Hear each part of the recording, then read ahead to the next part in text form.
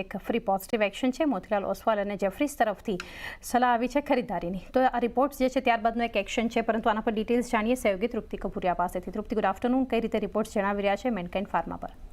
જાને આપણે જોઈ રહ્યા છે કે પૂરું આ સપ્તાહ જ આપણને મેનકાઇન્ડે ખૂબ જ આઉટપરફોર્મ પ્રદર્શન આપણને દેખાડ્યું છે, અને ખાસ કરીને બે બ્રોકરેજ રિપોર્ટ આવ્યા છે, એક જેફરીસ તરફથી અને મોતીલાલ, બંને તરફથી આપણને બાય રેટિંગ્સ જોવા મળ્યા છે. શરૂઆત જેફરીસથી કરશું.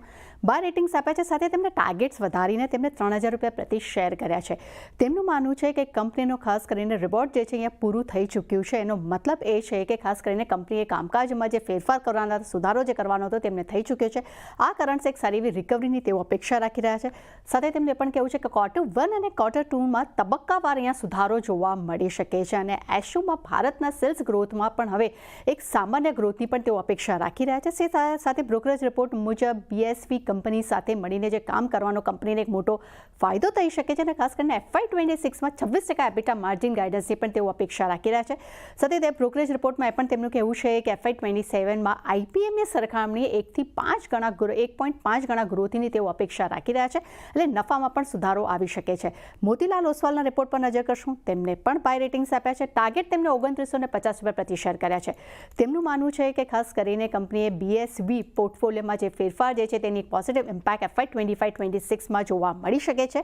ખાસ કરીને વાર્ષિક ગ્રોથ જે છે તે 18 થી 20% અપેક્ષા રાખવાની તેઓ વાત કરી રહ્યા છે.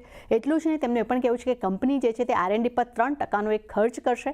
નવા પ્રોડક્શન પર કંપનીનું ખાસ ફોકસ જોવા મળી રહ્યું છે. ઉત્પાદન વધારવા પર કંપની ફોકસ રહી રહી છે, જેને કારણે કરીને કંપનીનો નફો અને માર્જિન જે છે ત્યાં એક પોઝિટિવ અસર જોવા મળી શકે છે. એટલે બંને તરફથી એક પોઝિટિવ રિપોર્ટ આપણને ઓવરઓલ જોવા મળ્યા છે. તેનું આજે એક પોઝિટિવ ઇમ્પેક્ટ પણ અત્યારે કાઉન્ટર પર જોવા મળી રહ્યું છે. જી તૃપ્તિ, આભાર આપનો આ સ્ટોક પર માહિતી માટે. તો મેનકાઇન્ડ ફાર્મા માટે ધ્રુમિલ વ્યૂ લઈ લઈએ. મજબૂતી અત્યારે સ્ટોક જે બતાવી રહ્યું છે આપણને લોંગ સાઇડ પર બિલ્ટઅપ ખાસા એવા OI ચેન્જ છે, 2% પ્રાઇસ ચેન્જ બતાવી રહ્યો છે સ્ટોક. કઈ રીતે વ્યૂ આપશો મેનકાઇન્ડ ફાર્મા? ઓકે, મેનકાઇન્ડ ફાર્માની વાત કરું, આમાં ફોલિંગ ટ્રેન્ડનું બ્રેકઆઉટ આપણને જોવા મળ્યું હતું. આપણે જોઈએ તો 9th જુલાઈના ત્યારબાદ સ્ટોક કન્ટિન્યુઅસલી પોઝિટિવ નોટ પર ક્લોઝ થાય છે. ઇમિડિયેટલી સ્ટોક માટે એક હડલ છે ચાર્ટ પર જોઈએ તો 2620 જેવી રીતે સરપાસ કરશે. અહીંયા એક double bottom formation sort of breakout આવશે, જે લીડ કરશે સ્ટોકને 2700 તક. સો આમાં વ્યૂ પોઝિટિવ છે. જ્યાં લગી સ્ટોક હવે 2550 ના ઉપર પ્લેસ છે. ઓવરઓલ આપણે ટ્રેન્ડ બી જોઈએ, ફાર્મા સેક્ટર્સમાં સારી એવી બાઇંગ થાય છે, ફાર્મા અને FMCG. સો આ સ્ટોકને એક ધ્યાનમાં રાખવું. અપસાઇડ પર જે મેં રેઝિસ્ટન્સ કીધું એની ઉપર સસ્ટેન થશે, આપણને આમાં ઇઝીલી 2700 ના લેવલ જોવા મળશે. મેનકાઇન્ડ ફાર્મા માટે વ્યૂ બનતો જોઈ રહ્યા છે. આજે માર્કેટ